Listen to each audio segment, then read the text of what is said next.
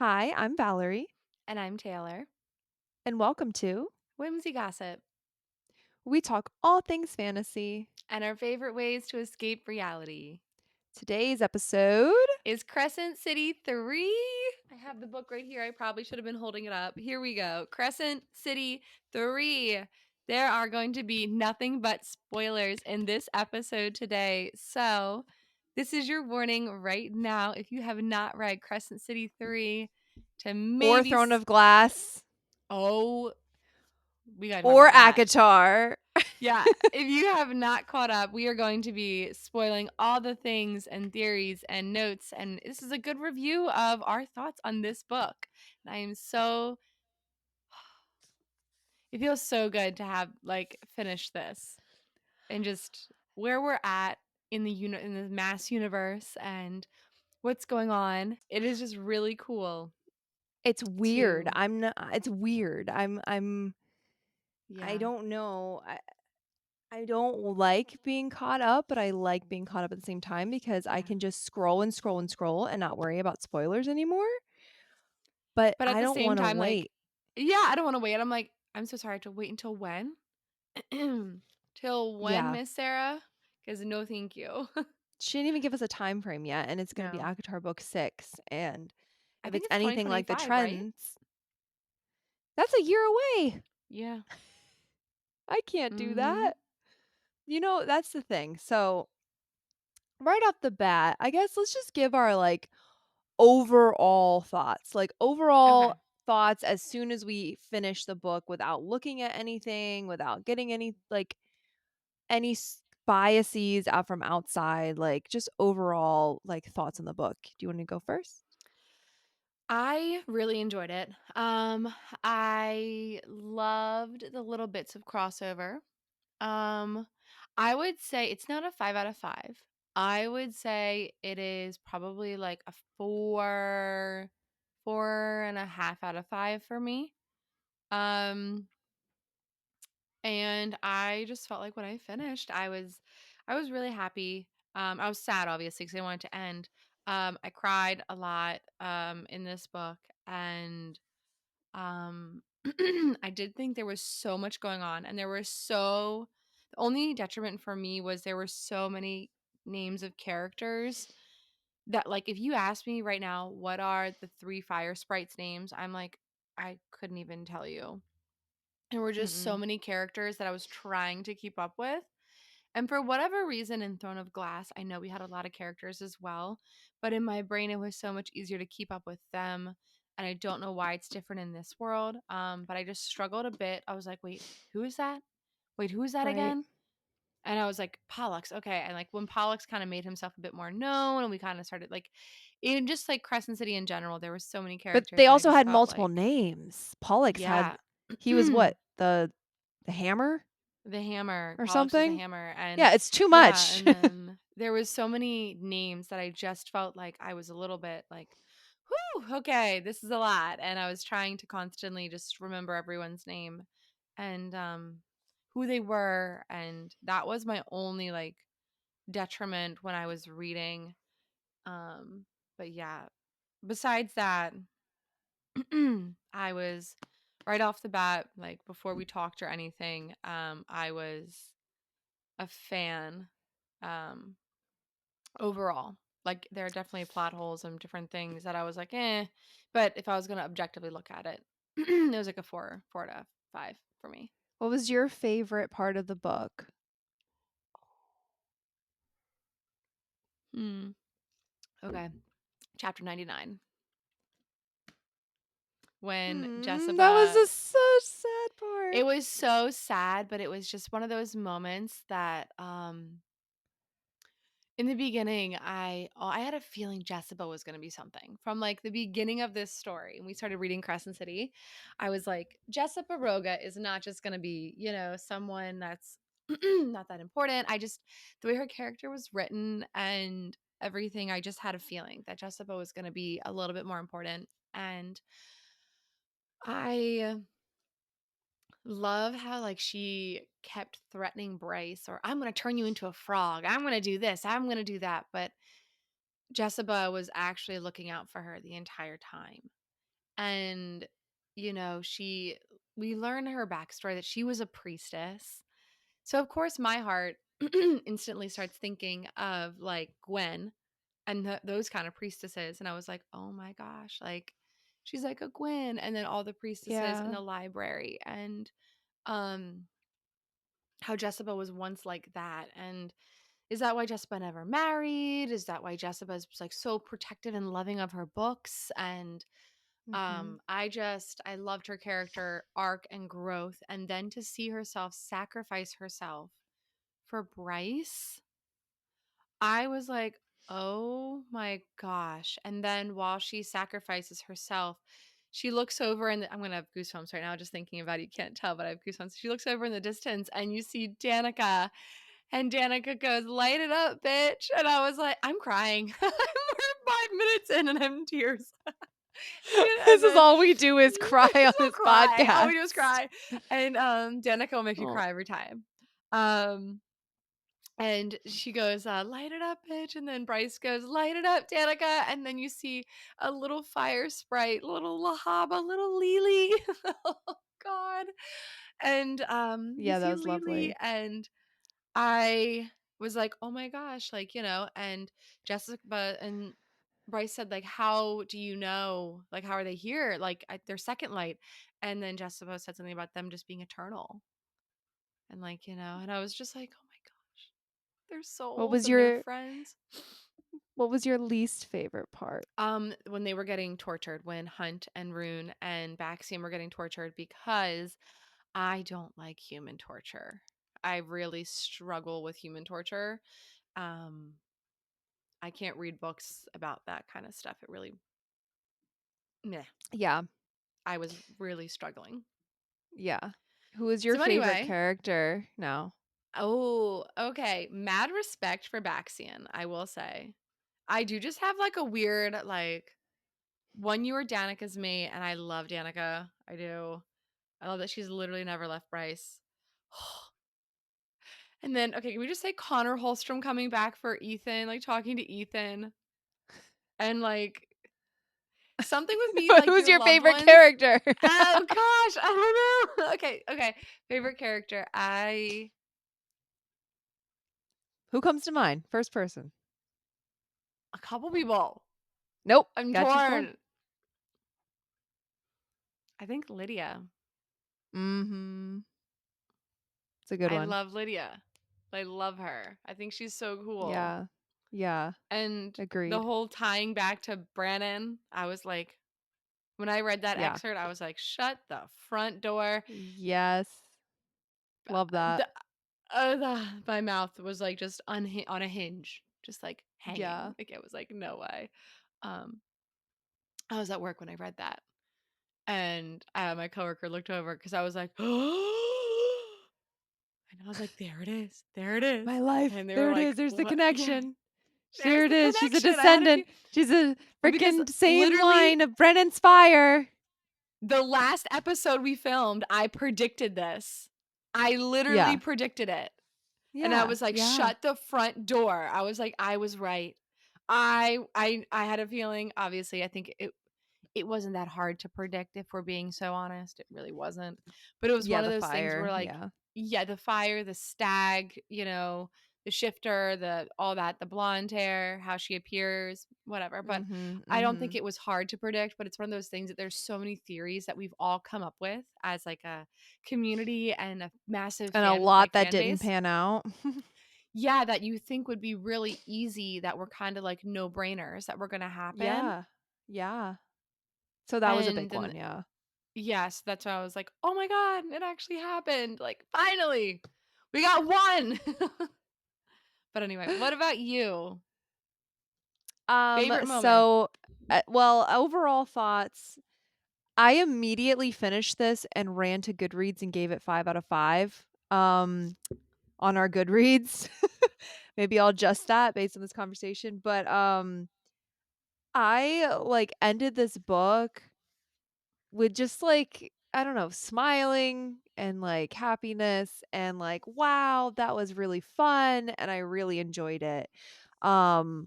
Initial reaction was it was wonderful. It was a great journey. I loved the crossover. I loved all the ins and outs of the story. I loved just all the reveals that we got as well, like all the information that we got dumped and how everything's connected. Um, so I really liked it a lot. Who was your He favorite was character? that's that's It's rough. a hard question. Well, I want to say Rune, but I don't think it is Rune anymore because honestly, as much as everyone's like Rune and Lydia to the end, like they're the only good thing about this book, I have a lot of critiques on that relationship from this book. Um, and Rune was still pretty good. I don't dislike him, but I just don't know if he's like favorite character level. My favorite character Yeah. in this book was Rhysand.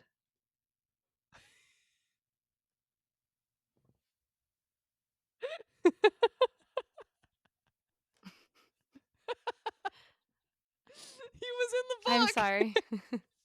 We're on Crescent City 3, House of Flame and He Shadow, was in the and he your was in the favorite character in this book was Rhysand. Yeah. Yeah. My favorite scene, my favorite part of the book was the beginning where he was interrogating Bryce and they were all 3 sitting there, Azrael, Amryn, and Rhys, and she was, like, looking at him and, like, he was talking to her, and that was my favorite part of the whole book. I literally got chills. I was like, "Oh, my high lord, he's back, he's returned, he's got a whole cameo." I loved it. Yeah, I'm not gonna lie. It was really cool. There was something insanely Yeah. comforting about being reunited with the like original, sounds weird, like original cast, like our original friends, and you Yeah, know it was what really cool. both like had us falling into Sarah J. Maas's world. There was something really cool about that, and seeing them. And also, I'm just saying now, this is the second point of view that we've seen of Rhysand That's a from whole thing. someone else's point of view that's not his mate. So we've seen Nesta's point of view of Rhysand, and now we've seen Bryce's point of view of Rhysand. And Yeah. all I'm saying, guys, is we have now seen the evil and malicious High Lord and utterly terrifying High Lord of the Night Court that the rest Mhm. of the world sees, not his mate. So if I was Tamlin and my girlfriend was taken by this evil, malicious High Lord of the Night Court, like this version of Reese that we're kind of getting a little bit of a glimpse of, that we've now Mhm. seen him like his bad sides. Mhm. I might have acted, you know, a little crazy as well, to get her back. I would probably be doing whatever I could, thinking that he's probably torturing her and capturing her in his in with his mind like Daemati powers. So I'm just gonna Yeah. say, now that we've seen a couple points of view of Rhysand, not from Feyre's point of view, I think it's safe to say that Tamlin might not have been completely off base for going to the lengths he did to get her back. Not saying anything about the prior situation. If I was in Tamlin's position, I'm not justifying what he did to Feyre, and locking her up, but I could almost understand, not saying it's okay or right, but I could almost understand the lengths this man went to get her back because of who he thought she was like being held prisoner by Well, and captured by. not only that, but the lengths that he was going to during, like, those journeys. Where was he going? He was going to try to find a way to break the bond, to break the deal, to get her out of Mhm. the 1 week a month deal. That is what he was doing the entire time. And yes, Yeah. he should have been more transparent with her, and yes, he should not have locked her in the house. Those were wrong moves, but he was in a state of desperation, and that is where his head was at the Because time that we've he was now doing these seen things. Yeah, because we've seen Rhysand now for a couple points of view where he we get to a glimpse of, because I'm gonna be on okay, here this is my toxic trait. Are you ready for this? My toxic trait is we've now seen how evil Reese can be and how ruthless and malicious he is, and I'm still like, hmm, I still love him. I still love him. And I'm just like, Yeah, yeah, it's okay. exactly, Yeah, it's fine. It's exactly. fine. He's But Rhysand but because for like some I've reason, waited people 500 can't. more years for you. It's fine. You okay? But so But people don't feel that way about Tamlin because he's not a hot, dark lord with violet eyes and dark hair. But yeah, okay, this is not a Tamlin deep dive episode, however. no. That is going to be coming up this season. We will be doing that and redoing that. However, but it is a good point to make that, especially in the bonus chapters, we get to see Rhysand from this other point of view, from the point of view of Bryce, from the point of view of her parents in the bonus chapter. Mm-hmm. And you really get to see, like, he kind of is a dick and he's kind of Yeah. scary. He's super scary. And everyone's like, just wait for him to come. Just wait for him to come. It's like, wow, he is scary. He's a presence. And Even then to his inner also, circle. yes, and to Nesta, like, he is like got such anger problems and he's like so mad and he's giving me beastly vibes in the bonus chapter with Bryce's parents. So I'm just like, starting to look a little bit familiar to his frenemy over there, Tamlin. Maybe they have a lot more in common than they think. They were Um, best friends at one they point. were best friends. So, but yeah, I don't know. A favorite character in this book, it is Rhysand. Reese is, I mean, it's a cop out answer probably. I don't know because I really, at the beginning of the book, I really enjoyed Hunt and Rune. Um, I Ooh, my favorite character, maybe Adius. Ooh, the prince. Yeah, I really, I did love Adidas. really He was really enjoyed great. the scene where they all were talking to the three princes of hell. Oh, and we find out what Hunt is. Okay, was that your favorite scene? What was your favorite scene in the book? It was still the beginning of Rhysand, but I think another notable favorite scene was when they got to go talk to the three princes of hell. I thought that was really yummy. Okay, and then what about your least favorite scene? My least favorite scene was when Bryce was dismissing Hunt's trauma. That really Mm. pissed me off, and either that or her opening the sarcophagus at the beginning of the book with the Asteri and putting my entire friendship's world, my entire friend's world in danger from a freaking Asteri.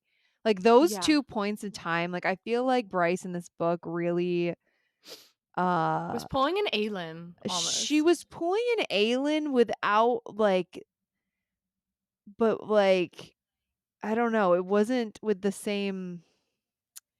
I don't know, I just feel differently about her and Aelin. I feel like they go about things just slightly Well, differently. Aelin also is a trained assassin, Yeah. and Bryce, I mean, while she's really smart and clever and talented, she is just like a normal person. Yeah, like she's like going to clubs and, you know, in her teens and then being a normal person with a job at an artifact place. She's not out there being a assassin for 7 million, 8 from 7 years old to like what, Yeah. 18 or 17 or whatever it was she was from Yeah. time Arabin found her. So, yeah, like it is just different.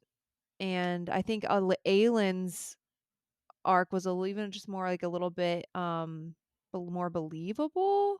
Like a lot of it was built on like trauma and things like that. And Bryce's just comes off a little bit more bratty, I guess.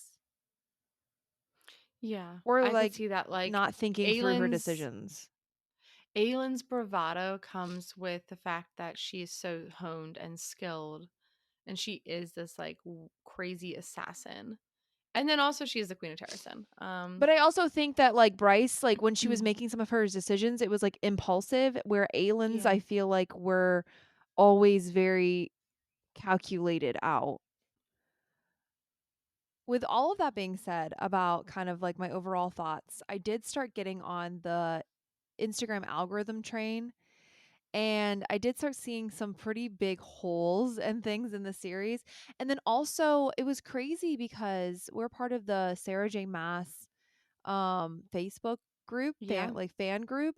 And to see the admins coming so like aggressive and out there towards the members, basically like I didn't realize while I was in Crescent City 3 world and then just working on our, raising money for our fan film, the past couple weeks since this book came out, I guess it got so bad and it's getting so toxic on there out there in the freaking internet world about Crescent City 3 that people were getting like banned and blocked from the Facebook group.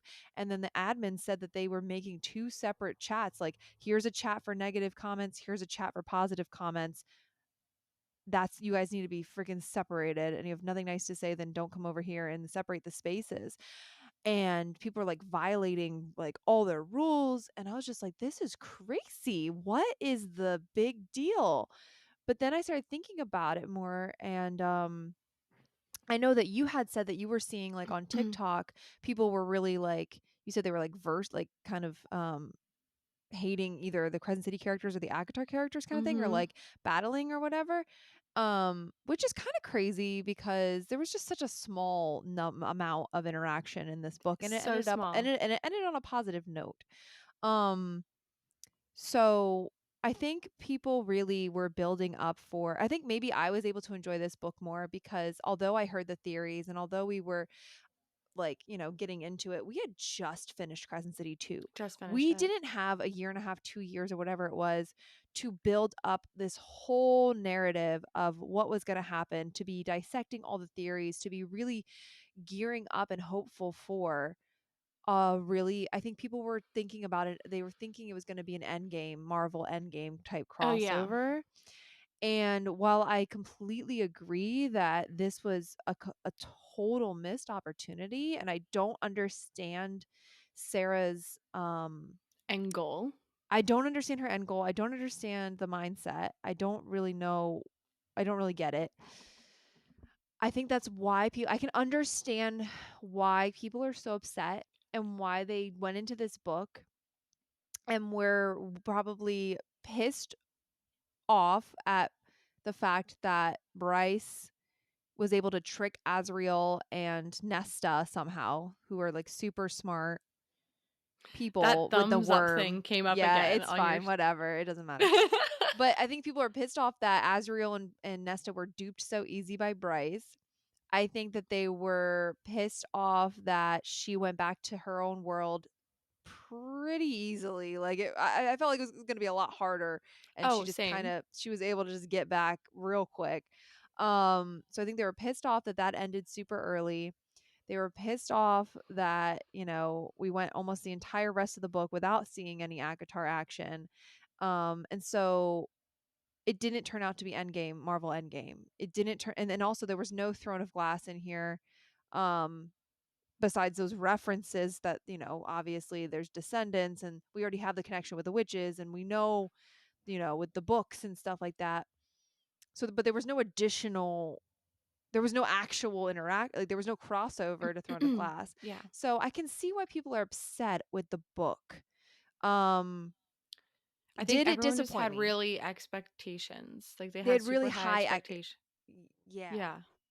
And I think so I saw online really quickly that someone had Yeah. said, everyone was reading this expecting ACOTAR book 6 instead of Crescent City 3. Like, we I think as a community and a fan base as a whole love and miss our ACOTAR characters so much that we are literally just like chomping at the bit for any bit of them. And the fact that we saw the slightest bit in the end of Crescent City 2, Yeah. we saw Feyre and we saw Nesta. We didn't see Elena, we didn't see more. Strange, weird, suspicious. And we still don't see them. Just saying. So I think everyone was really we miss those characters, and I think a lot of us, I'll say myself included, we're a little disappointed because Yeah. I really was more or less like, "Oh my gosh," like, just that feeling, and it's so weird because 'cause it's been an entire year now since I started reading ACOTAR, and it all came at the same time, like, you know, this is my it took me an entire year to catch Yep. myself up into the Sarah J. Maas universe, so we'll get a little deep 2 seconds here. I told you the other day, ACOTAR found me at, like, one of the darkest points in my life last year, and it was Mhm. a Yep. really not good time, and, there was a multitude of things that were going on in my life that I felt like it was just one knock after another, and they were, it was literally like death, a lot of death and a lot of tragedy and Yep. things happening. And ACOTAR for me was, while I was reading other books, I would read a lot on my phone and just stuff like that. ACOTAR was the series that I used really to escape reality and like what I was dealing with. Um, Right. so I think I told Valerie I am having this, and I don't know if it's like my body's weird reaction to just knowing it's the 1 year anniversary of so much sadness and pain and trauma, that I am like craving those characters and this story like Resand and Feyre, and I want Yeah. to start reading the first ACOTAR book so badly because of it. And I don't know if that's why, when I was so disappointed when I did read Crescent City 3 and there weren't any nodes of Resand or Feyre, Right. and I don't know if that's why, because I was like, this time last year is when I started my journey with them So do and you Sarah feel J. Maas, and disappointed? I do, I feel a little disappointed they weren't in there. It's not, I mean, I have to sit back and think, like, this is Crescent City 3, this is not ACOTAR Book 6, and if I think Yeah, about but it I like think that, then yeah. yes. But I think But it was hyped up more, and, like, the way PR worked that we were, and the clues, like, she was running back to Nesta and Azriel, hopefully there was something left to run back to, and I was like, or someone, and I was like, "Oh my gosh, what it is going definitely on in was this a way book?" bigger teaser that would made it seem like it was a bigger story. Mhm. So for me, like I wasn't expecting ACOTAR book 6 because I think ACOTAR book Okay. 6 is going to be Elaine's love story or Azriel's love Oh, yeah. story. So that's what ACOTAR book 6 is going to be. I thought that this was going to be, Marvel Endgame. I thought this was going to be setting us up for Endgame. And I think that Mhm. this really is kind of disappointing because this book is the Akawar of Crescent City, and we've defeated the Asteri, and I feel like that could have been dragged out. I feel like we could have had, you know, struggle, struggle, struggle throughout the book, kind of like the slow build of Throne of Glass. And I think Mhm. that Throne of Glass like really did a great job of having 8 books and cliffhangers at every end. I mean, almost every book ended in a oh my god, like a cliffhanger, but didn't have a resolution, right? Yeah. So you wanted to keep reading. And so I feel like this was a really big missed opportunity in the way that it could have set us up for that really big cliffhanger at the end of oh shit, like the Asteri really are the big bad. Are we do need our Akatar heroes to come in and help. We do need the parasite to be gone to be able to win.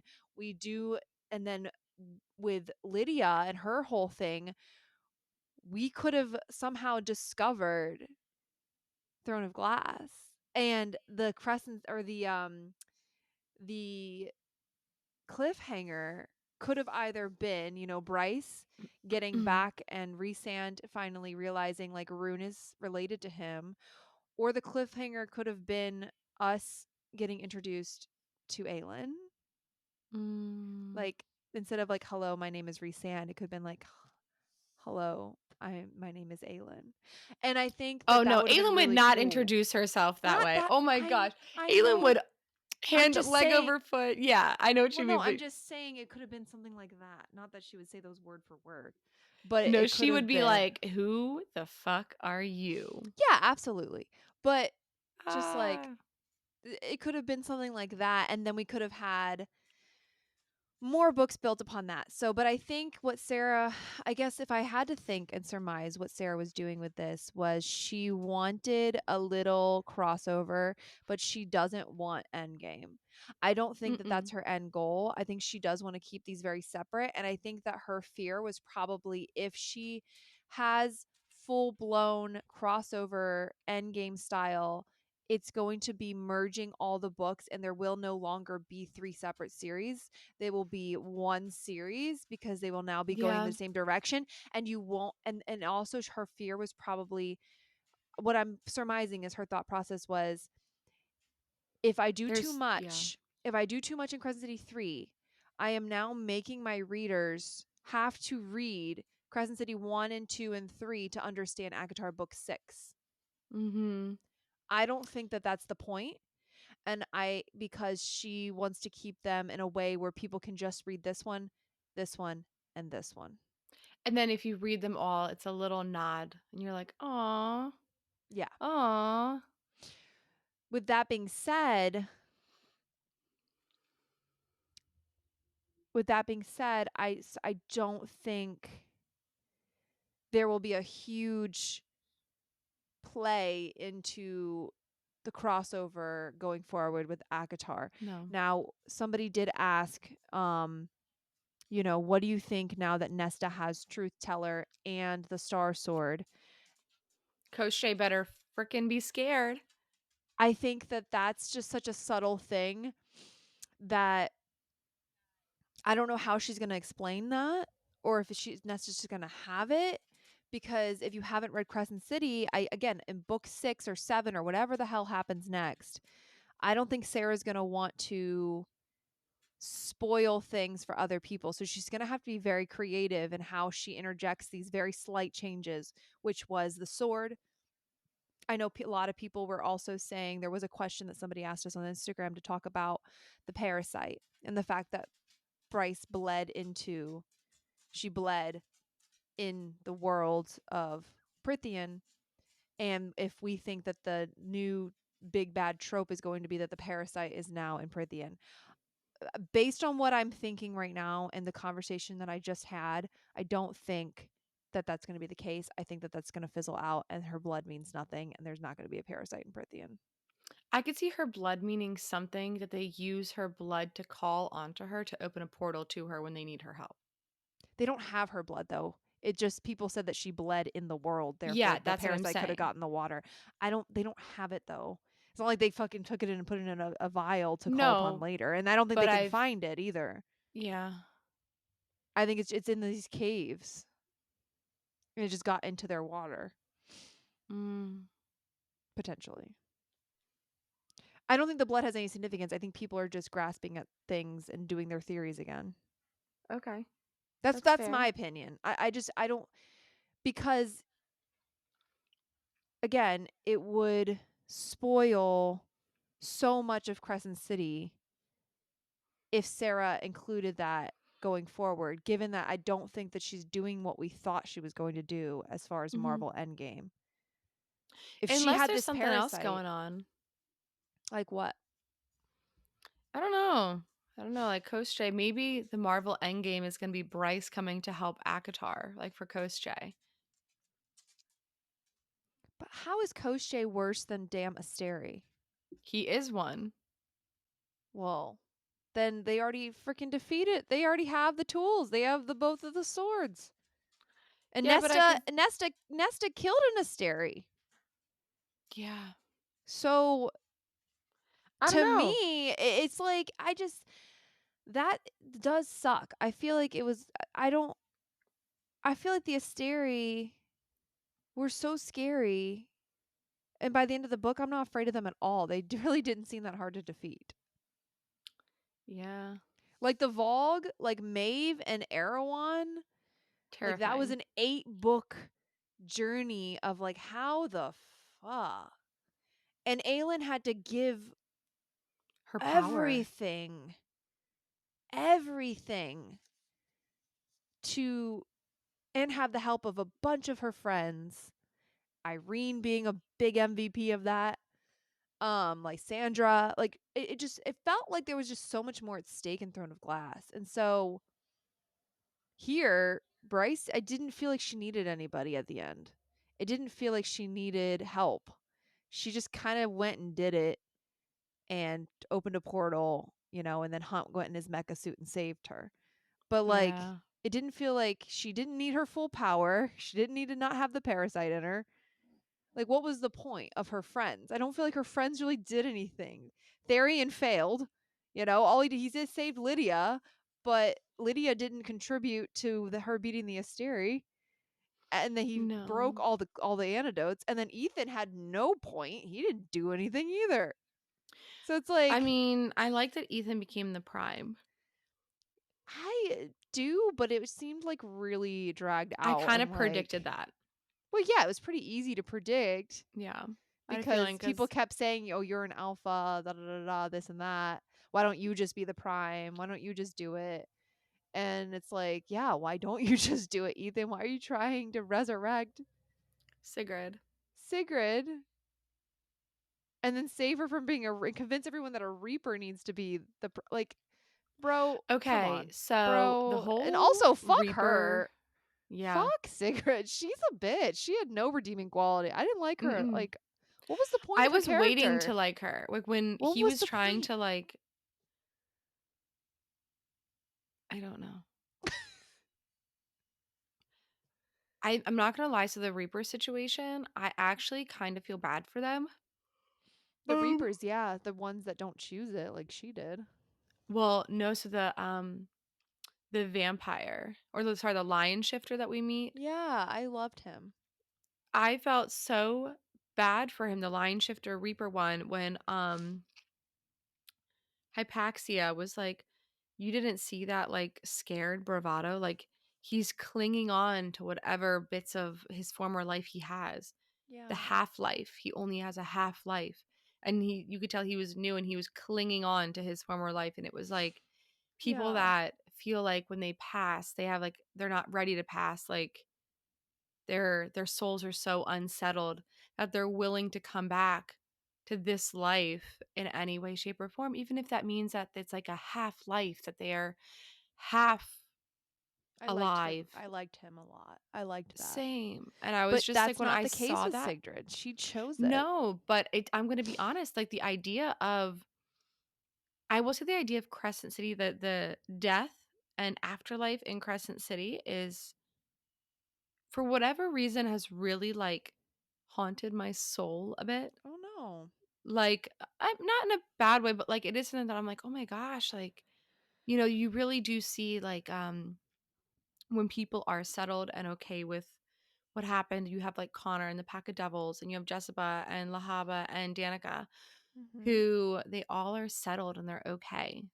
And they're, accepting, and they're still like seeing they're still there for their families. And the idea that your family is still with you and your loved ones and your friends are still with you, Yeah.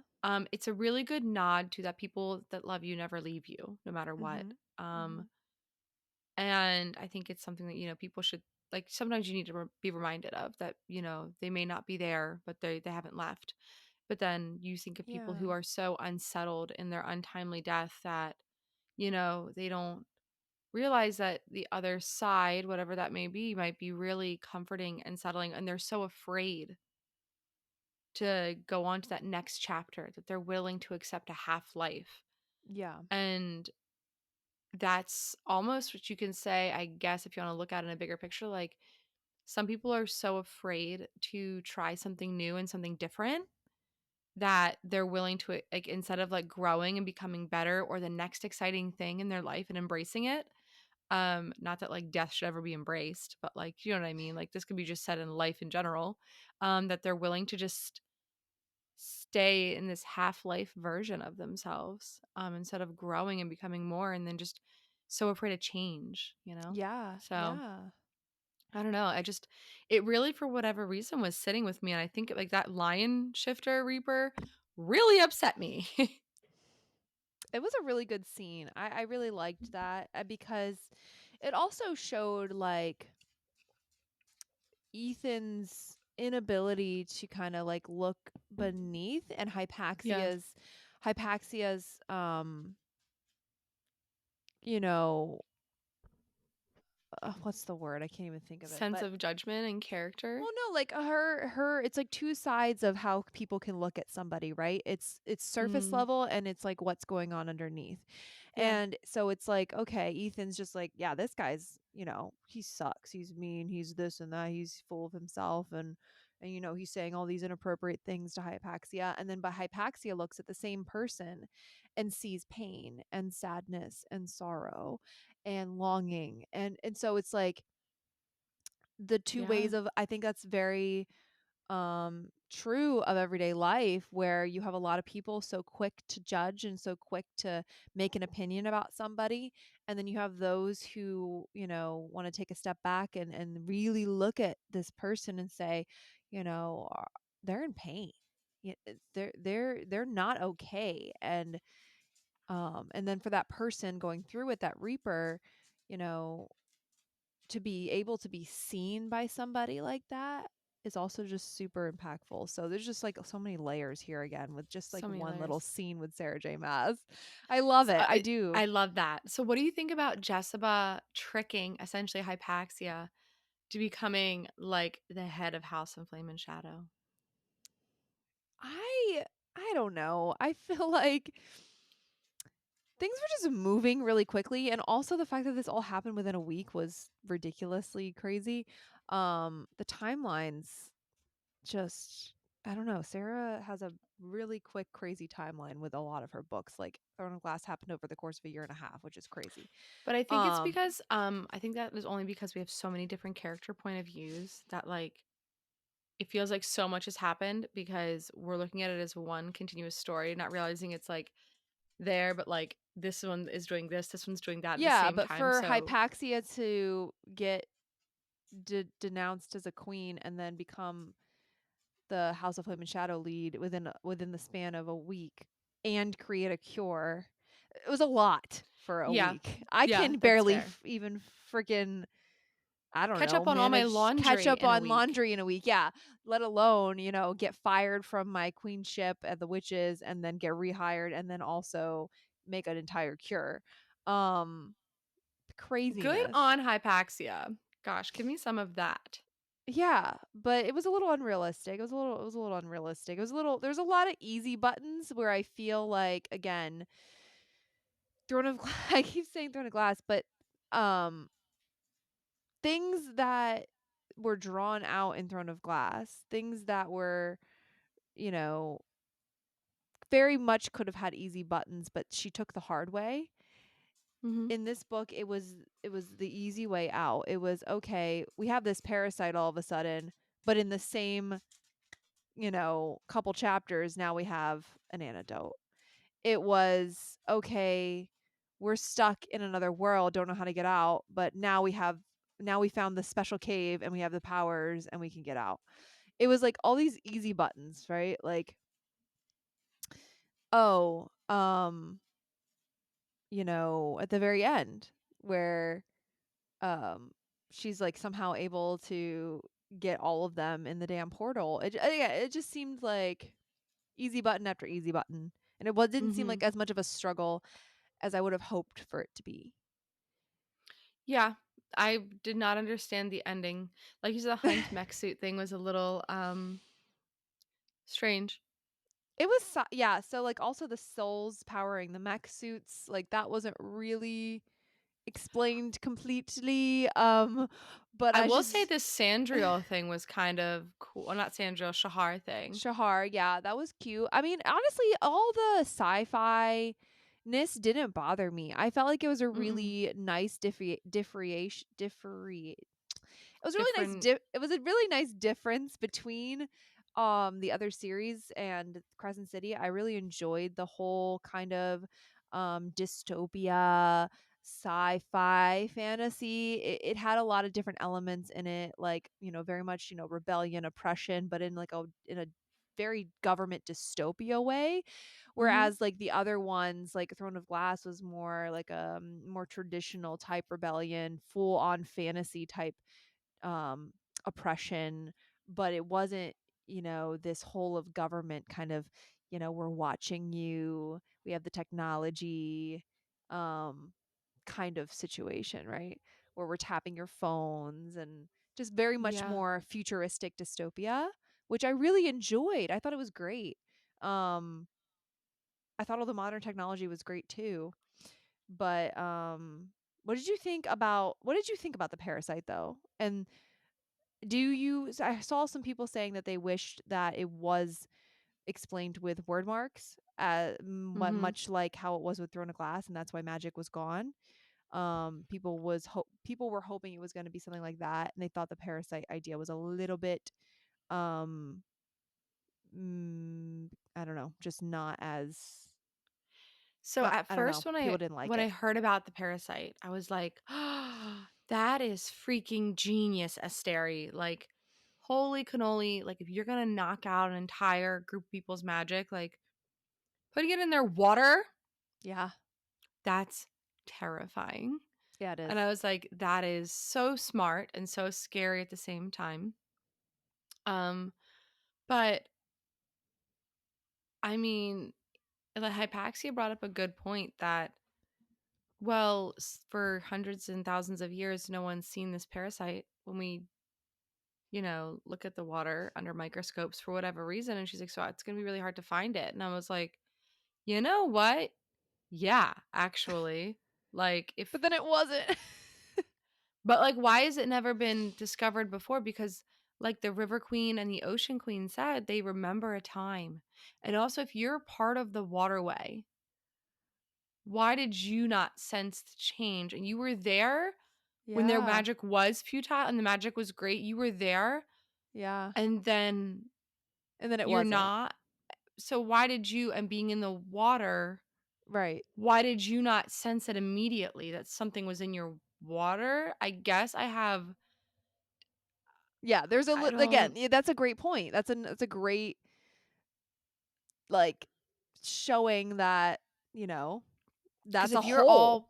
if I you're think that it powerful would and have you made more command the sense for water, them. like, It would have made more sense to them having been world travelers to use something like a word mark, or like how they had the tower, right? Or the gargoyle, whatever, in Throne of Glass, right? yeah, What was it that they destroyed? It it was like a tower. It was a was like black a tower something. thing, right? Yeah. Yeah. So I feel like that would have kind of A checked a little bit Lilith, more.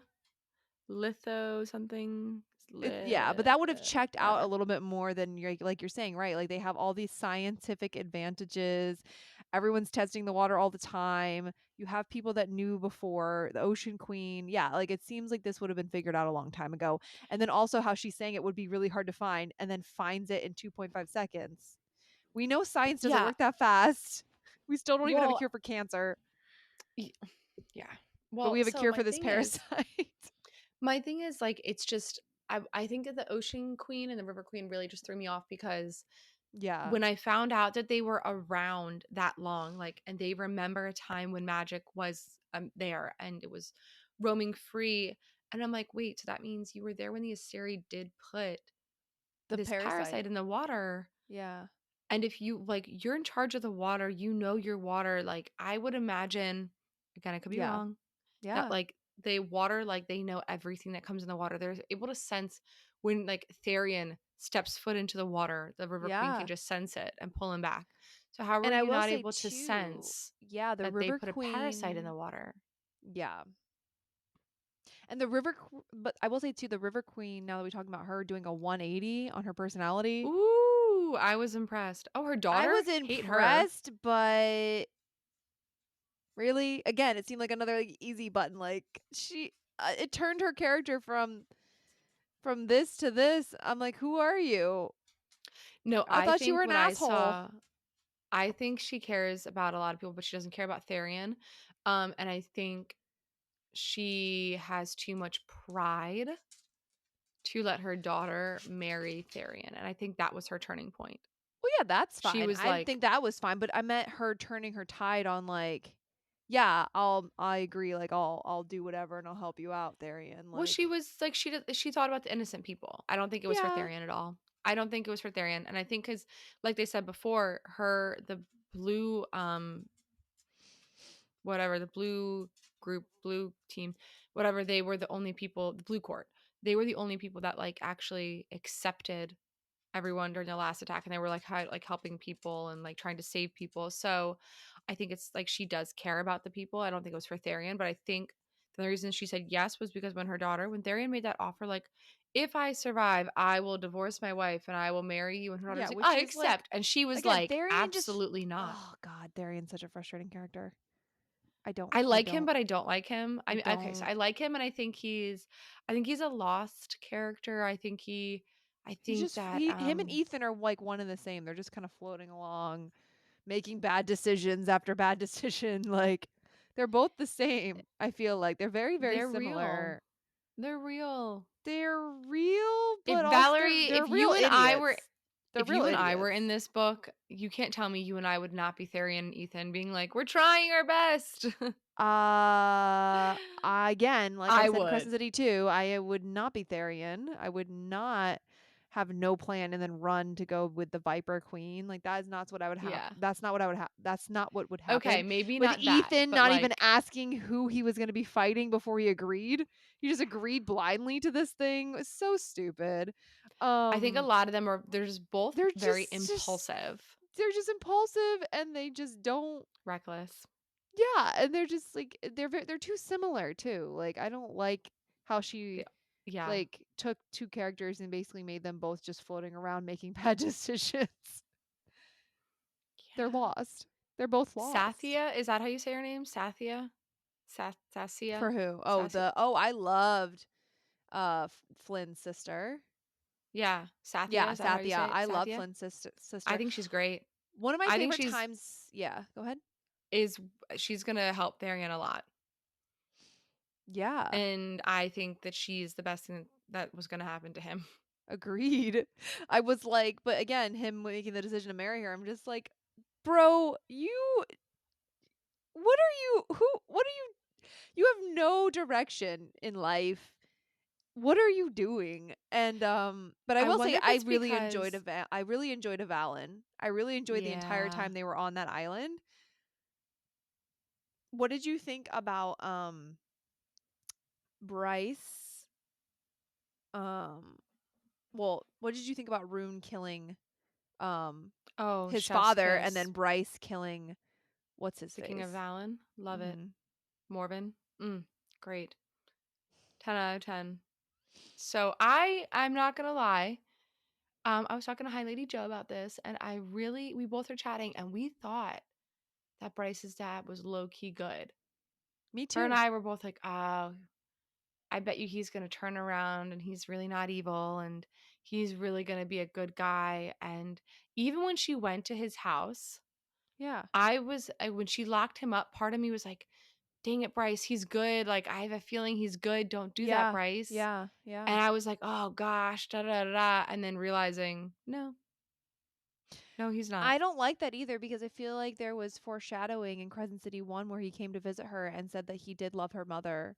I felt Mm-hmm. like that was a foreshadowing that underneath like all of the pompousness and the he really just he really did care and so it just sucks that like that was kind of a ruined character, I feel like, cuz he Mm-hmm. could have been good. He could have been like a General Sorengale situation, you know? Like he could have turned around and the fact that they were so both kings were so blinded that they couldn't even see like the bigger goal right in front of them, that they were Right in front of infighting. It them. was fighting against themselves instead of fighting against the real enemy, which was the Asteri. Was really sad. And I think wasn't there a comparison Bryce was it Hunt who Bryce or he was like, "Well, you killed Morven."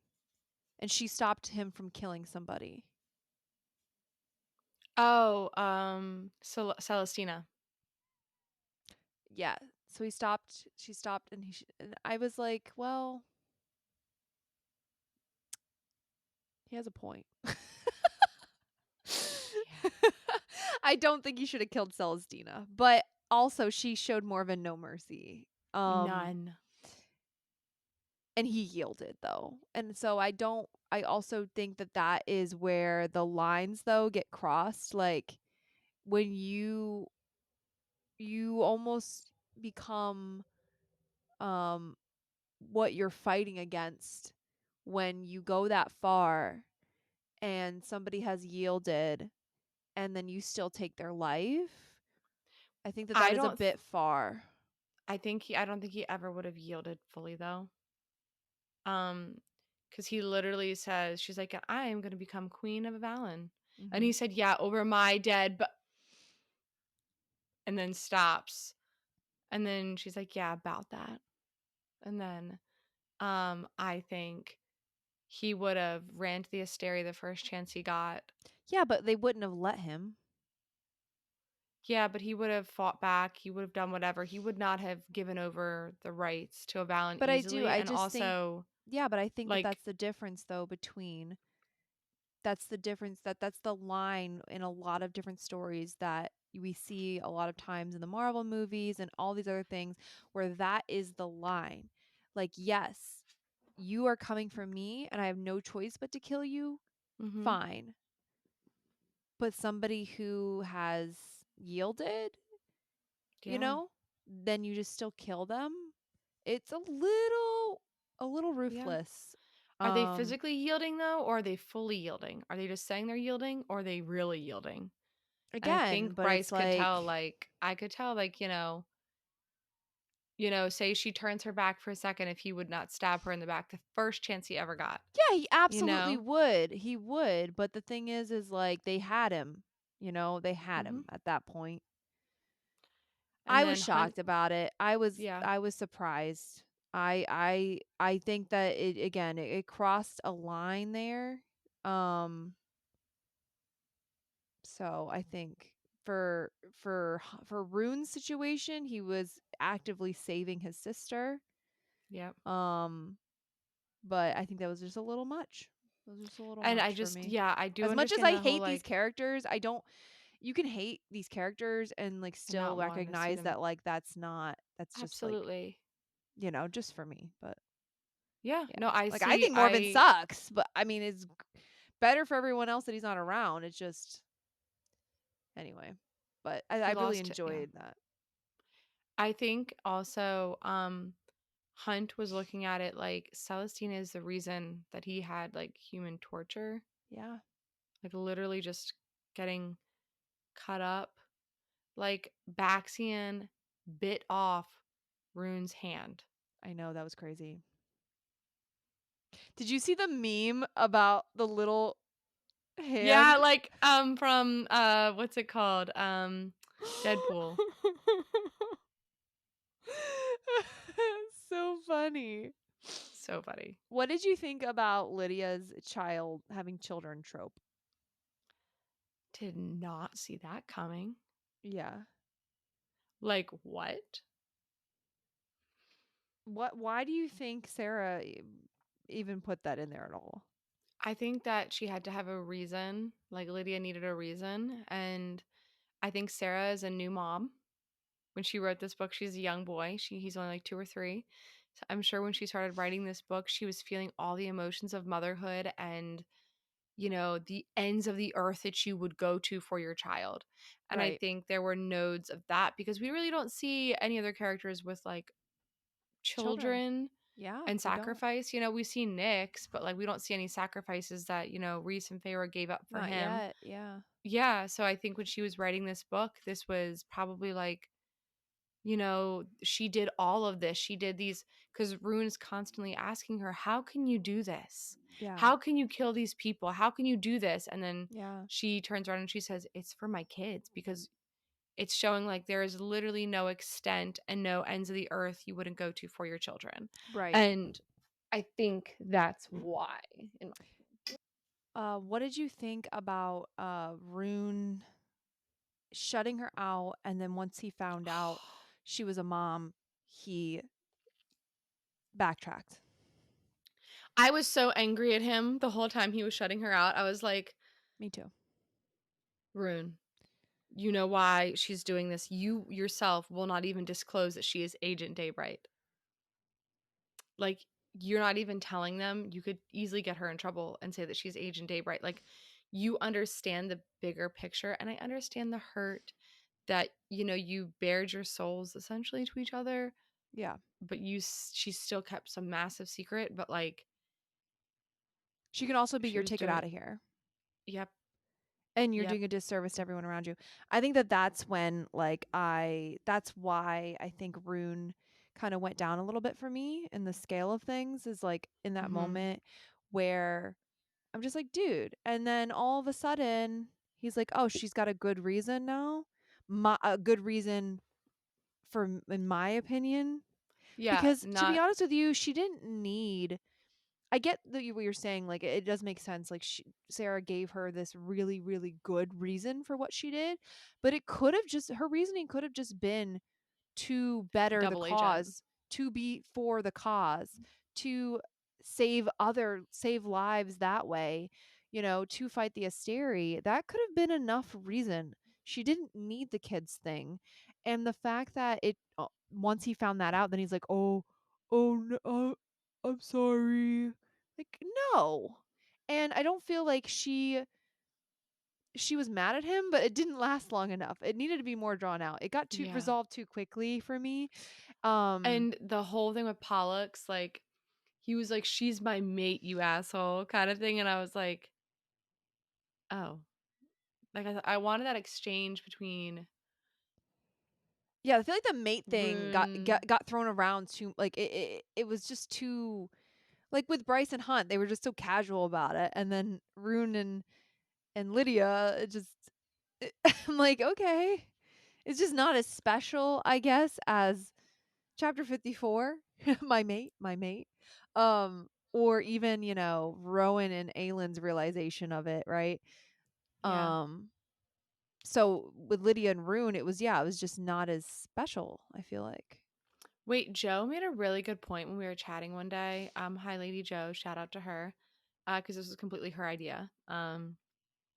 But she had said how Rowan and Aelin are like Karanam if Mhm. like Bryce and Hunt were also Karanam. And I was So, like, you know what? I bet you they are because he has to like fuel her star. well, they are a artificial Karanom. Basically, Yeah. that was confirmed. The Princes of Hell did that. They Yeah, made on him for purpose. her. Yeah. So it's not quite the same thing as an But artificial it's situation, but yeah. similar. But yeah, Yeah. kind of crazy. It is, but yeah. What did you think about that whole situation? Like Bryce or Hunt finding out that he was basically synthetically kind of made as a weapon. I would also feel a type of way if I was him. He was like, I Yeah. don't like that. Everyone's like, Bryce, I mean, Hunt, it doesn't matter. And I'm like, look, That's I would icky feel feeling. icky. Yeah, I would feel really icky. I would be like, oh, ew, okay. Like, I don't have Yeah. one dad. I have multiple dads. I am pieced together. And I kind of would feel almost like a Frankenstein. Yeah. Um I But I think like how Bryce kind of tried to support him the best she could and, kind make it of. I as mean, I don't kind know. I feel of like she was really really like mean to him, unforgiving, and like not mad at empathetic. him for being hesitant about this crazy ass plan of hers to take down the Asteri after he just got super Tortured. tortured for, and like she had no real sympathy for that. It was like really brushed under the rug, and I really didn't appreciate that. Again, there's just like so many things about Bryce in this book that really just, come on, dude, come on. Like, Hunt doesn't deserve this. I love Hunt so much. And And also, like, the last time he went into a big battle, he even vocalized this. Like, yeah, he it has did not PTSD, dude. go He has well. PTSD. Yeah, it did not go well for him. So he had every right to be a little on edge. Yeah, he didn't want her to die. He didn't want their friends to die. He didn't want her parents to die. Like, he had a lot of worries, things that she wasn't thinking about, and I'm glad that he vocalized those things because he deserved to vocalize those things. Those are things that I wish that Rowan would have vocalized in Throne of Glass, which is why I don't like him that much because I feel like he was really just a doorstep. But Hunt to be able to express himself, like, and for her to just dismiss it, it was really frustrating. Constantly dismiss it too. And I think the other just a really disappointing thing about this book is all of the foreshadowing about Rune and Reese just for nothing to happen at all. He wasn't even there. No. He wasn't even there at all for the mask stuff or anything. There was no interaction. What was the point of saying that he looked like him? What was the point? I think maybe in the next book, and this is just here goes the theories. We have a whole freaking year to make them. We can do a whole theories episode next, like a part 2. Yeah, I think what's gonna happen though is like the whole they keep preaching like calls to like, Yeah. and I think because Ataraxia, like the Star Sword, Truth Teller, and the Horn are all, and the Mask and all that kind of stuff are all like kind of dread trophy, cauldron made, all that kind of stuff. I Yeah. think that's how they're gonna end up opening Akatar Book 6 is gonna open the world to Bryce. And they're gonna need Thea's power because of whatever. Or something because Thea Bryce can wield the swords together. I don't know. I don't I have know. no idea. I think that they're Us- gonna end up having to have her, and like we got like a little taste of Akatar in Crescent City. We're gonna get a little taste of Crescent City in Akatar, and I wonder if what? I'm looking at the questions or the things people wanted us to address Oh boy. because my phone's dying. One of them said, Reese taking forever to show up. Okay, yeah, I was It's thinking called that too. winnowing. Winnowing. Okay, all I kept thinking was they're looking at the windows in this big black thing. I just imagine this big ball of black, fluffy, like a shadowy, scary cloud ball, just like in the distance, kind of like how Galinda the Good Witch arrives in the bubble, but like almost like this bubble of like scary ball, shadowy magic coming off in the distance, like scariness, like getting closer. And it probably doesn't make sense, but Yeah, but it's like that's when have we ever seen that? Like he just know he winnows to the wedding directly in the wedding. Like how is he not just yeah, able to winnow into the room? Like that is hilarious. Um somebody wanted to they said they wanted us to talk about Lydia being the best part of the book. That's hilarious. Nesta killing an yeah. Asteri. Like if Nesta had the I'm not power to kill an surprised. Asteri, why didn't she pull Nesta into her world to help the fight? It's not like Nesta could have Uh, gotten back without her help. yeah.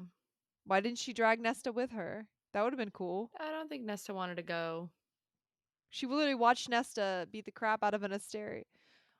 I know that Nesta didn't want to go, but she would have had no choice. I don't Bryce would have said, "You either help me or I'm never sending you back to your mate." I don't think that's a really good way to form a bond or a friendship. Neither is sending a worm after them. No, but I mean like when it came to she was trying to peace offering and like She the wasn't trying to mask peace and offer. everything. No, before that. I'm talking about when she left the world to begin with. She literally witnessed Nesta kill an Yeah. Asteri. In that moment, she should have taken Nesta with her to her world. Well, I think she was more like concerned about Hunt and Rune, and if you bring Nesta into the equation, that's one person she has to worry about. I Like guess, assimilating into like the normal world. Like she's kind of responsible. Not but that Nesta's ever Bryce's someone that she'd have whole to look after, Bryce's but whole question though, Tay, yeah. remember, her whole goal was how do you kill an Asteri? And she Mm-hmm. saw in the moment she did the sword thing and it didn't work. And then she sees Nesta killing an Asteri. Boom, there's your answer. At this point in the book, that would have been the Yeah. best bet. And then she should have taken Nesta and taken her into Crescent City to then help her kill an Asteri, and it would have been way more interesting to have Nesta a part of that. It definitely would have, yeah. Yeah, I I don't don't know. know. I just that would have made sense to me. So that's what I think about Nesta killing an Asteri. Um, I'm what not is surprised Amryn? Nesta killed one. What is Amryn? I feel like people thought she was an Asteri. Um, I think she's a. I mean, I think she's a god. Some people are thinking that the gods in Throne of Glass were Asteri. I don't think. I don't think so. I don't think Mala Firebringer was an Asteri because they had power to give, and the Asteri are parasites that take. Mhm. So I So don't maybe think the that the gods gods are were Asteri. gods and then the Volg are Asteri. But, but I think that's much more likely because the Mhm. Fog seem more like parasites to me than the Yes. gods. I think the Yeah. gods. So I think that Amryn was a god. Wait a second. Did you pick this up? Um that the spiders from Throne of Glass, do you know what mountain they're on? Rune Mountain. I That's what love mountain that. they're from, is from Rune Mountain. That makes me so happy. Yeah. Oh my god. Okay, so somebody else said they just said rune. I don't know what that means. I feel like we've talked a lot about him. Therian. We've also talked a I lot about am him. I am dying for someone to like fan cast me a good rune that I can just Obsess over. yeah. I do be loving So, rune. okay, hear me out. I loved his Give spicy me scenes. I want Jamie Campbell Bower with the dark hair and the Oh, I don't know hair who of that is, Rune. so I'll have to look it up. Ooh, I I don't don't know know. people. I don't know actors like that. I know, Like Jamie Chris Campbell Hemsworth. Bower in the Mortal Instruments series I've never seen vibe, like how him. he was a little bit more built, but he's taller and like kind of lean muscle. But I want him with the dark hair, more tattoos, lip ring, and I'm See, I like, feel like Rune has an American accent. yeah, maybe. Ah, nah, he's definitely. But then again, Rune's like supposed to be like darker skinned. He's like a rock So I guess star. yeah, he's so cool. I retract. I don't know if He's it's Jamie so Campbell cool. Bower. He's so cool. I just love him. Okay, so somebody said the dust Mm. court and what could happen with that in the next Akatar. Okay. For all of you that literally foreshadowed this whole Dust Court thing before it was ever confirmed, hats off to you. Like that is wildly cool. But it Rice is from the wasn't Dust but Court. it wasn't like what we thought it was. There was no High Lady of the Dust Court. It was No. Thea was Thea was Queen of Prithian, like what they want Mm-hmm. Rhysand to be. Yeah, and how like the Dust Court was where it was like thin, one of the thin lines. Yeah, yeah. But they say there's thin So areas, so I'm still thinking that the star pool is a is a thin thin area. area in the Spring Court? Yes. I Maybe. still think that. I still think that Yeah. that's true. I don't know how she's going to play into it. I don't know what the point of it all is. And again, there has to be a reason why she said Rune looks like Reese. There literally has to be a reason. I don't know why it didn't come to fruition in this book, but there's no way she said it that many times and it not have a reason, right? Yeah. There has to be something. And the fact that we see Lydia is connected to Aylin's bloodline, there's got to be a connection to recent Sand's bloodline and the mom thing. I don't know. There has to be something. I His just don't mom's name understand is why it wasn't Lauren. done. Yeah, So in I'm this curious. world. We're gonna in this world, yeah. What is this? Okay, somebody said, of course, nothing's working for me now. Somebody said theories of the connections of CC and Throne of Glass and more crossover possibilities. Oh, we kind of talked about that. Yeah, I feel like we did cover a little bit of that. I think honestly we need to do like a separate theories episode. Oh, Honestly. absolutely, yeah. We'll do a theories episode on what we think and maybe get like, some people involved on their theories and thoughts of their theories. So, Yeah. But I think Overall, I really still enjoyed this book, but there were just so many Mhm. holes. I don't care about Ethan. I don't care about Tharian. I love Hunt. Wait, you brought up yesterday, this really good idea, like Victoria? Oh, yeah, I saw. Yeah, well, everyone's been talking about it online about the fact that Victoria is just floating around somewhere under the ocean and they've had access to the River Queen and the Ocean Queen and it's supposed to be Hunt's good friend and nobody is checking in on her. Nobody's going to go save her. She's just still no it's like she just got completely Tortured? forgot. She got forgotten from the first book. Yeah. Poor thing, right? And also the Mhm. Viper Queen. What the fuck is the Viper Queen? We have no idea what that is. She's something. What is she? Vogue? Because maybe the Fog. Asteria aren't Vogue and she is Vogue. Oh my gosh. The Asteria could just be a different thing. Well, her blood, it's not black, it's like venomy or venom or something. Hmm. Maybe they just think it's Venomy, but it is black. Yeah, because Maeve did change the color of hers. Hmm. Who knows, right? Um, I am afraid that Crescent City 4 is going to be um a spin-off, Mhm. just like Akasif. And um this Crescent So it was City supposed one to only be 3 books. Do you know that? well, it probably should be because it ended. Like she keeps ending it. And I want to be building to something so badly. Like it's just I feel like Throne of Glass is still just the best one because it just built and built and built and built. And we didn't get a resolution until the last book in the series. And with Akatar, we had one, two, three. We had a one which could have just been its own, and then two and three. Here we have one that could have just been its own, and then two and three. And now it's just going to be spin offs, I guess. Because what's the big bad? And then you have to come up with a new big bad, right? And then, but I feel like what could have been worse than the damn Asteri? I feel like the bar is set so high. Intergalactic, world walking, magic sucking, Parasites? parasite throne crazy things. I feel like they were like at such a high level where like how can we go further than that, you know?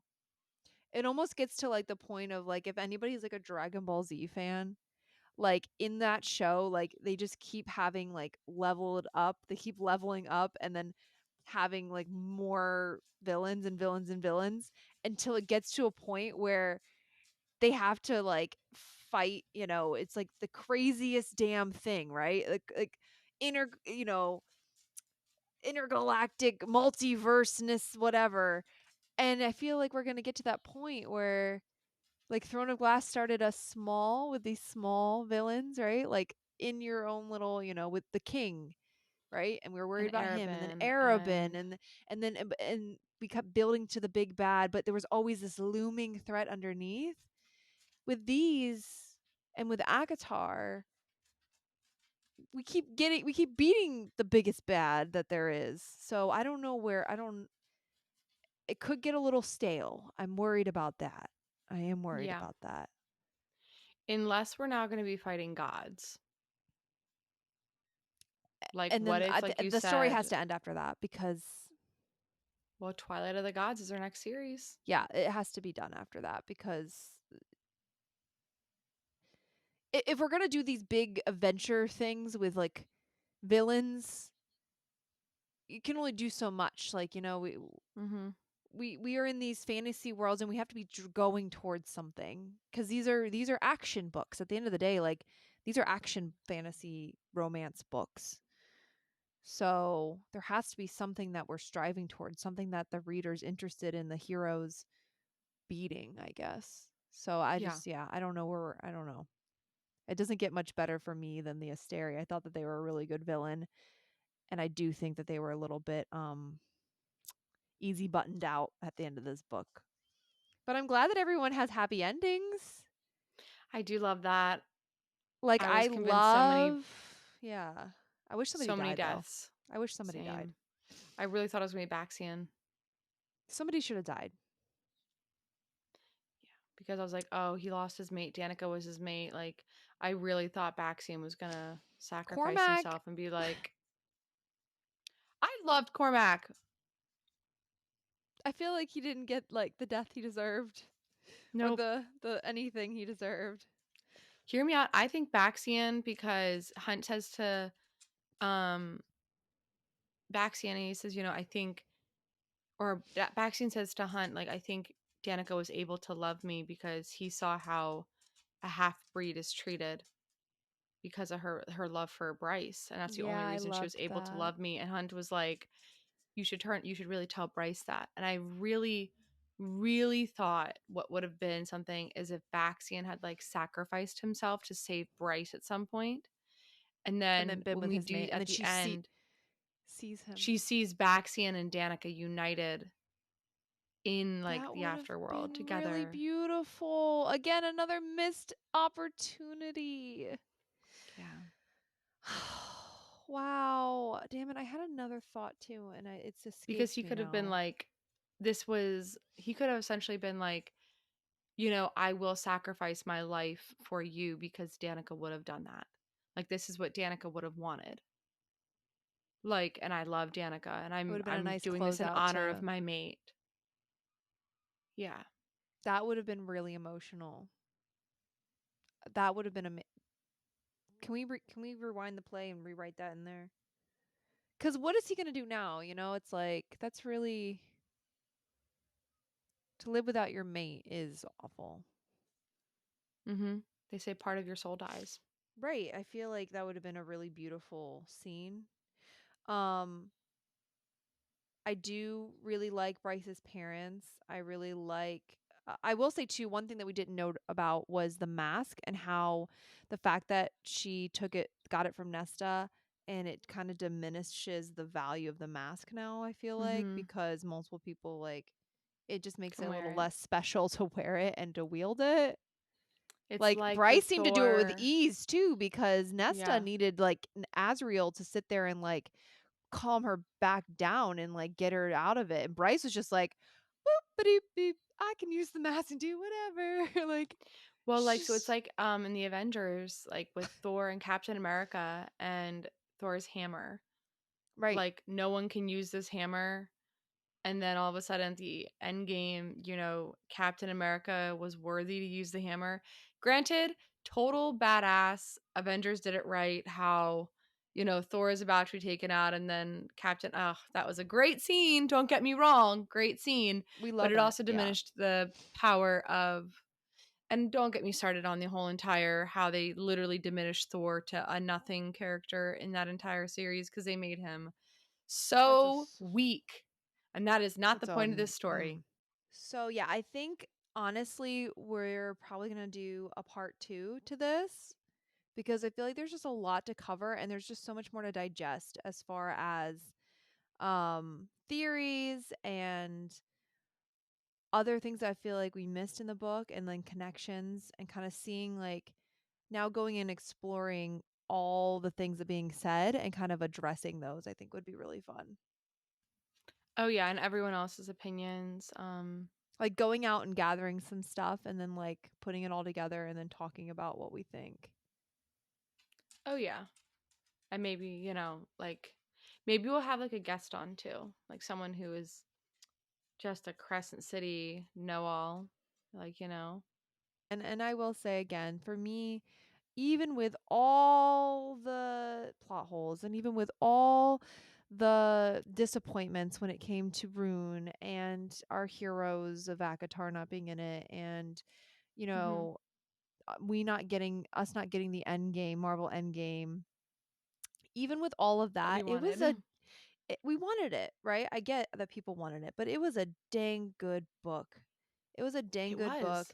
and I thoroughly enjoyed reading it. Um, and I love Sarah J. Maas as well. And you know, yeah, If she that's puts it out, I'm going to read it. if she puts it out, I'm gonna read it. Yeah. Pretty much how it goes. And I still have hopes. She still has a lot more books to write. So I'm still hoping for that damn Tamlin redemption story at the end of the day. I'm still waiting for, Rune to find out Val, that we're gonna be 60 years old and she's gonna come out with a Tamlin redemption story. Finally. She's gonna be like, oh, and even if here we this go. podcast is And retired, I'm going to bring it we're bringing it out of retirement at that point. yeah, Val will be like, I know podcasts aren't a thing anymore, but to all of our whimsy gossipers. Guess what? uh, Guess what? He's finally redeemed. Val's gonna pull out her Property of Tamlin shirt that's like faded Mm. Oh yeah. and be like, I told all of you. I'm literally going to talk to like my grandbabies who will be like, old enough to read the books by then, and I'll be like, "Back in my day, I had a podcast and I said that Tamlin was going to redeem himself. I said that he was Like, innocent." okay, grandma. Grandma, I'm sure you did. It was called Spotify, and that's where we put our podcasts. Oh, man. Who knows what things are going to be like. Wild. But okay, we're getting unhinged, friend. Unhinged. It's late. It's late. Technical issues. There's It's technical issues late. again. Podcasts are hard. We love you all. Thank you for supporting us. Sorry if this episode was a little bit shorter than we probably wanted, or, a little bit. Technical issues really messed us up. Thank you, Riverside, Yeah, thank you, Riverside. We absolutely hate you. for And continuously letting us down but I and think making podcasting the hardest job. it's so hard. But listen, guys, if you want a part 2 or theories, we will definitely oblige. There's still so much to cover in Crescent City. I think So that we can much. really do a few more dives into this. Um, but this was just our overarching thoughts and opinions on the book, our ratings and things like that. So more to come on Crescent City 3. I don't think we're done for the season with Crescent City 3, Tay. I think there's a lot more to No. cover. Oh no, not at all. I think we got more crescents. I am still sitting here like processing it and I am this close to like just re-listening to the whole thing on an audiobook. I mean, honestly, yeah. I mean, we could honestly too, like break it up a little bit and talk a little bit deeper about some of the scenes, like pick our favorite chapters and Oh, talk like you about know how them. there's part 1, there's part 2 and there's part 3? Maybe we'll do like a part 1, part 2, part 3 series. Yeah, And then that's we a can great bring on like idea. yeah, we'll do that. And we'll do like Crescent City Part 1 deep dive, Crescent City Part 2 deep dive, Crescent City Part 3 deep dive. That might be, Yes, or ma'am. Crescent City 3 Part 1, Crescent City 3 Part 2. Yeah, yeah, yeah, Yeah, yeah, and yeah. then I would love to get High Lady Joe on one of those and then Sure. Lunathian's It Girl on for another one, Oh like my god. Oh those two my people god. Okay, yeah, we got to for reach out to both, them. right? Yeah, Yeah, I think I that would feel be so bad for fun. them having to deal with Riverside, but We love hopefully them. it We would love to works. have them on. No, but I think it's a Yeah. great idea. And hopefully you guys think it's also a great idea. And we will be planning that as soon as we get off. We should hit them up and see when they're available Yeah, to film. absolutely. Okay. Well, Yeah. I love you Okay. very much. It is super late, Love you and more. I love Crescent City and I love Sarah J. Mass and I love Reese Sand. No matter how much of a dick he is, And I don't care. I love Reese and Rune and Hunt Love and Hunt. Baxian and Lydia. And I just love them all. I do. I love them all. I do. Also, Cassian. We saw Cassian. I know. He's still Okay. my Oh my favorite. God. One thing though about that. Let me get your opinion really quick about Cassian. I saw people hating on him, basically saying that him and Nesta shouldn't be together because he did not defend Nesta when Rhysand came. Oh, did you see? You read that in the bonus chapter, right? Like Rhysand Yeah. came in hot to Nesta, and Cassian just stood there and didn't do Hmm. anything. He kind of like bulked up a little bit, but Because what do you think? if Cassian was to do anything, Nesta would have been like, I am strong enough. I can handle myself. Don't step in on me. I could just see Nesta taking it the wrong way. Like, Yeah. Do you think Nesta's a that little bit more but do you think strong-willed that than Cassian at the end Cassian. of the day will take Nesta over everybody? Over Rhysand? Absolutely. Okay. Yes. Yes, that's his That's mate.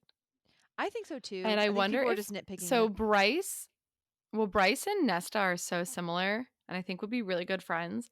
And I think it's funny how they both have mates that have like the long hair, bigger guys, Wings. wings. Yeah.